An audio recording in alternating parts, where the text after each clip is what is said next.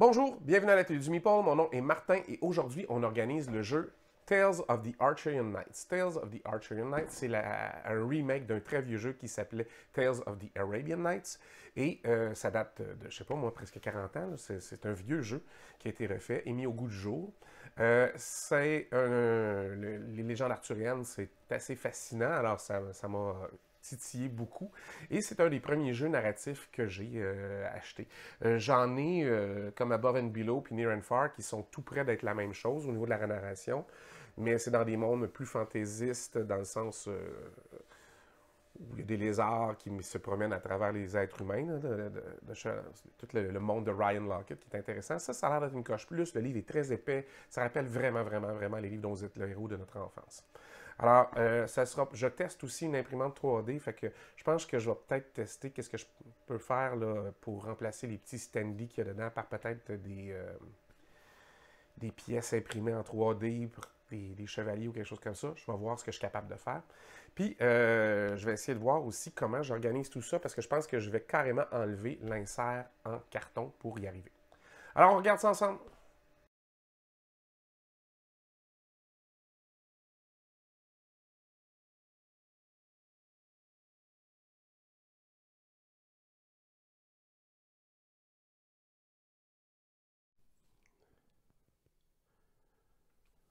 Alors, voyons voir d'abord ce qu'il y a dans la boîte de Tales of the Arthurian Knights.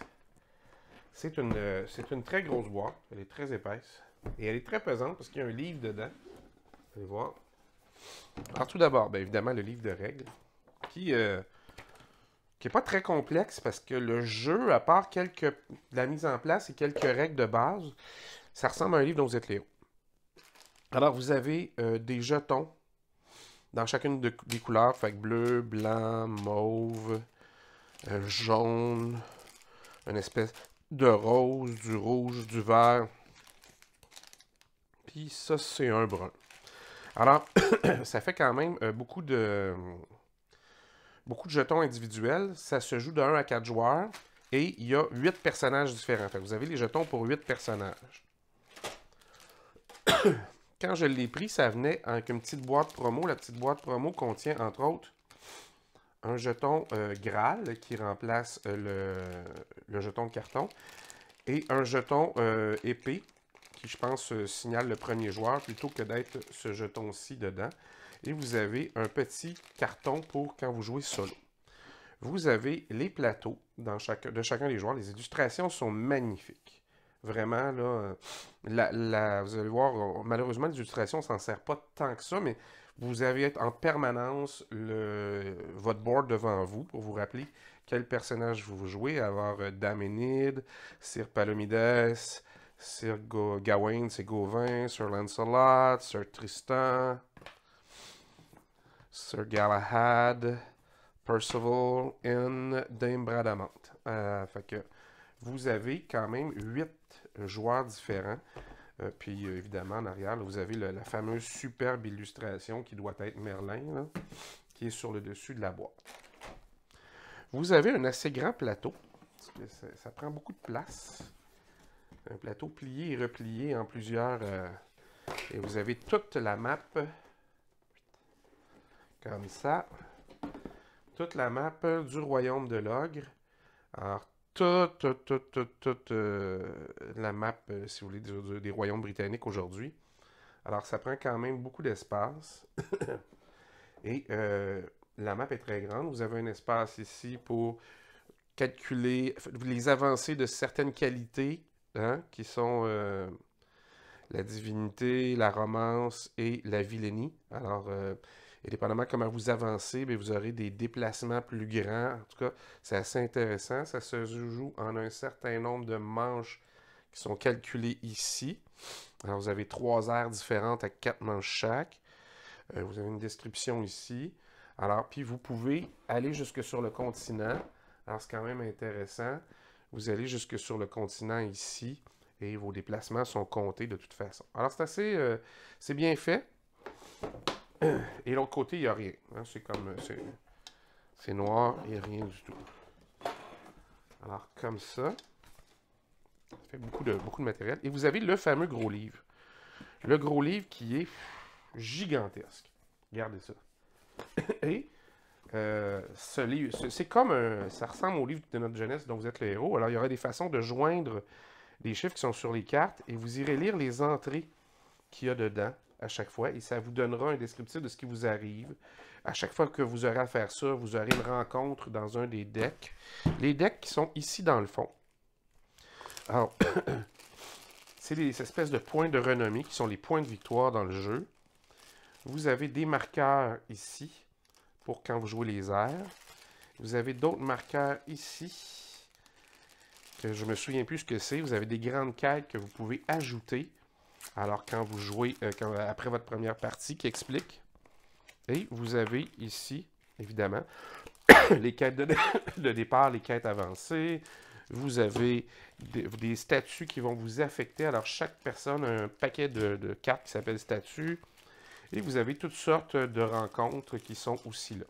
Alors, c'est assez bien fait au niveau de l'insert. Si vous ne changez rien, pas un mauvais insert, c'est un insert de carton qui est bien pensé. Par contre, il y a beaucoup d'espace qui est récupérable, on va dire. Mais comment on va le calculer? Bien, la première des choses, pour calculer l'espace qu'on peut prendre, on met le livre de règles, le livre et... Alors, le livre va absolument dans ce sens-là. Et les plateaux de joueurs. Et ça, vous mettez ça comme ça. Et là, ça va vous libérer des espaces. Alors ici, c'est pas assez large pour mettre les cartes. Alors, surtout si elles étaient slivées. Par contre, si on les mettait dans ce sens-là, vous auriez de l'espace pour les mettre. Ils pourraient être dans des boîtes ici sur le dessus.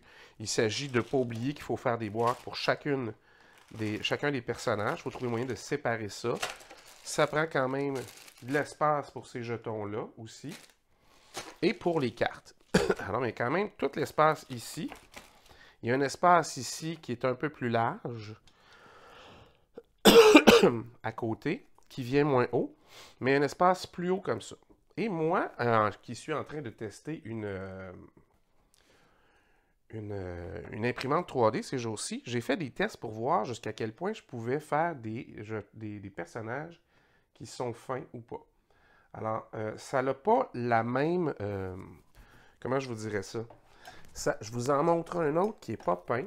Attendez-moi, j'avais problème de micro ici. Voilà. J'en ai un qui est seulement que... Lui, j'avais des problèmes avec sa lance, évidemment. Alors, vous voyez que le personnage est un peu... il est moins défini que quelque chose que vous auriez. Vous voyez les lignes dans la cape, là? Alors, de légères lignes qui sont très très fines, parce que mon imprimante laser est quand même... Pas mon imprimante laser, mon imprimante 3D que je teste présentement fonctionne assez bien, mais elle ne permet pas d'avoir un fini très lisse. Ce n'est pas non plus une imprimante à la résine, là. Mais j'ai réussi à faire des personnages qui, ma foi, vus de loin, seront peut-être mieux. Alors moi, ce que je veux faire, c'est peut-être les mettre ici. Si ça rentre, je suis capable de faire un rangement qui permet ça. Alors vous voyez, ça c'est comme mes plus hauts. Ici comme ça. Alors, il rentrerait ici. Mais le plus large, ouais, peut-être que ce serait un peu serré, mais il y a peut-être un rangement à faire là, un rangement à faire pour les cartes ici, et un rangement à faire ici en haut pour tout ce qui est joueurs et gros jetons. Ces gros jetons-là qui sont vos points de renommée, si vous voulez, et ceux-là qui vous envoient à des références là, dans le livre. Là. Alors, c'est assez intéressant. Alors, je vais voir ce que je suis capable de faire. Est-ce que je devrais peut-être mettre les statues en bas, puis mettre quelque chose par-dessus pour mettre les cartes. Ça serait une autre façon de faire qui fonctionnerait très bien aussi pour que les cartes soient debout. Puis là, ça deviendrait égal de là, peut-être à ici. Je verrai. Il y a plusieurs options qui s'offrent à moi, mais probablement que je vais me débarrasser de ça parce que j'ai fait imprimer, parce que j'étais parti sur une lancée de fou, mes petites figurines comme ça, qui ne sont pas super définies. Vous voyez, les visages sont très approximatifs. C'est pas comme des mini là, que vous auriez acheté au magasin du tout. Mais je pense que c'est suffisant. J'en ai trouvé de toutes sortes. Il y en a, c'est tout du freeware, du shareware que vous pouvez trouver sur Thingiverse ou des trucs comme ça. dans des kits, puis vous prenez ce qui fait votre affaire. Vous voyez, comme ça ici. Fait qu'on voit les lignes quand même. Vous voyez bien qu'il y a des lignes sur le personnage, mais à moins de les observer de très près, c'est pas très, très visible, là. Fait que ça permet quand même mais je suis allé quand même chercher des détails que je ne m'attendais pas à aller chercher avec cette imprimante 3D-là. Fait que je suis assez content de pouvoir aller chercher du détail comme ça. Ça va servir à faire des morceaux d'insert, à faire des pièces de jeu, de remplacement dans du plus solide ou du plus luxueux. Ça va servir à plein de choses si je décide d'acheter ça. Mais pour l'instant, je teste quelque chose d'intéressant. Puis je vais essayer de m'en servir pour, voyons, essayer de compléter le rangement de ce jeu. Fait que sur ce, je vous laisse, je vais au travail pour tout organiser ça, puis je vous reviens.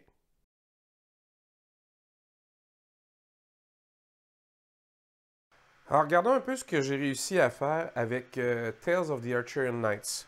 Alors, dans cette petite lumière un peu bleutée qui fait très magie, évidemment, le livre de règles.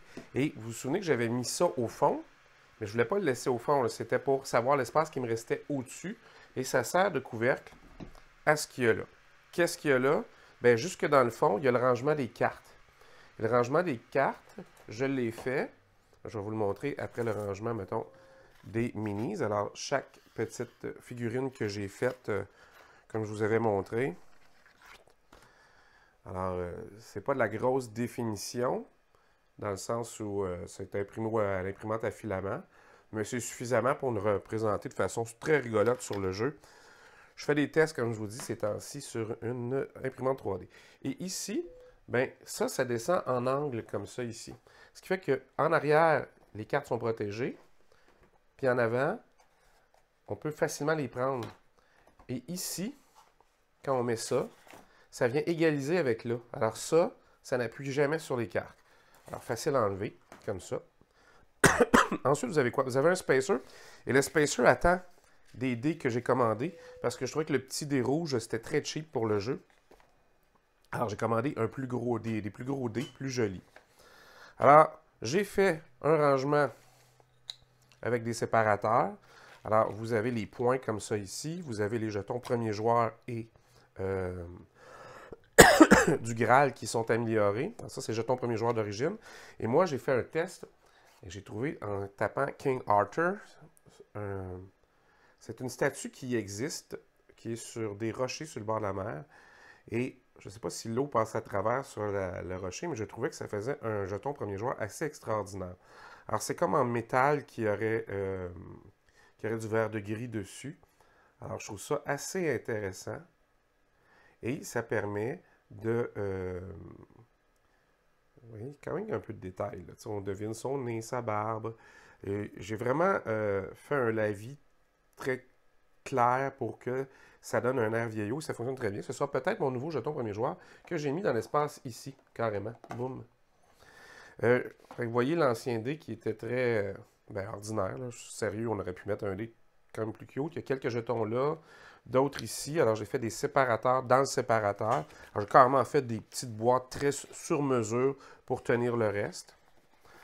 Et j'ai fait des boîtes avec des séparateurs kata pour chacun des tokens de joueurs. Alors, vous avez séparé comme ça. Alors, j'ai deux boîtes pareilles, celle-là et celle-là, où vous avez vos petits standees qui vous représentent si vous n'utilisez pas les minis, comme ça. Ils sont très cute aussi. Là. Moi, j'ai rien contre les standees. Hein. Au contraire, je trouve que c'est une belle façon de mettre en valeur les dessins de l'illustrateur. Alors ça, c'est la même chose. C'est juste que c'est dans une autre couleur, comme ça. Alors, vous avez tout. Et les séparateurs kata, c'est assez solide pour des jetons comme ça. Il ne faut juste pas oublier que quand vous allez les faire, il faut toujours enlever 2-3 mm par rapport à la hauteur de votre boîte. Même chose dans ce sens-là, mais en largeur, j'enlève 2 mm, en hauteur, en profondeur à chaque fois, parce que ça rentre assez serré.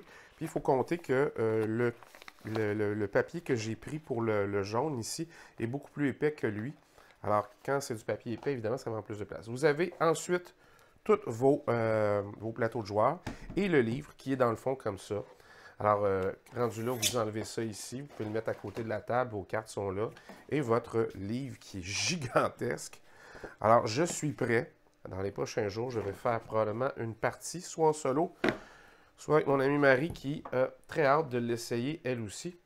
Alors, on va regarder pour voir qu'est-ce qu'on peut, quand est-ce qu'on peut se voir pendant la fin de ce temps des fêtes-là pour arriver à tout jouer les jeux qu'on veut jouer. Hein? Alors, comme ça, comme ça, comme ça. Ça attend encore des dés, mais ça en vient très rapidement. Et voyez, c'est très très simple. Ça fonctionne et ça entre dans la boîte d'origine, malgré les améliorations qu'on y a apportées. Ah, c'était Tales of the Archer Knights. Bon, ben, assez content de ma solution pour Tales of the Archer Knights. Ça a pris un peu de tout, hein? Ça a pris du papier plume pour former quelque chose d'assez résistant pour tenir les figurines, d'assez résistant pour bien tenir les cartes. Ça permet aussi de mettre un peu d'origami pour faire des trucs avec des séparateurs qui sont quand même plus rapides à faire, même si c'est long, faire des séparateurs kata, c'est quand même moins long qu'imprimer 3D, là, tout ça, tout un kit de, mettons, pour ranger tout ce qu'on veut. Là. Fait que je suis assez content. Le résultat me plaît beaucoup. Je trouve que ça fonctionne bien. Tout rentre dans la boîte aussi, puis ça met à profit peut-être une expérience narrative que je n'ai pas d'habitude dans mes jeux. Fait que j'ai bien hâte d'essayer ça. Je l'ai eu, puis je me suis lancé dans l'organisation tout de suite. Je fais souvent ça. Des fois, c'est des jeux que je sors moins, mais ils sont déjà organisés. En tout cas, ça m'arrive, c'est mon dada à moi. Alors j'espère que ça vous a été utile. J'espère que vous allez peut-être vous inspirer pour faire quelque chose vous-même de votre côté qui y ressemble. Si vous avez des questions, n'hésitez pas, mettez-les dans les commentaires. En attendant, nous autres, on se revoit la prochaine fois. Amusez-vous.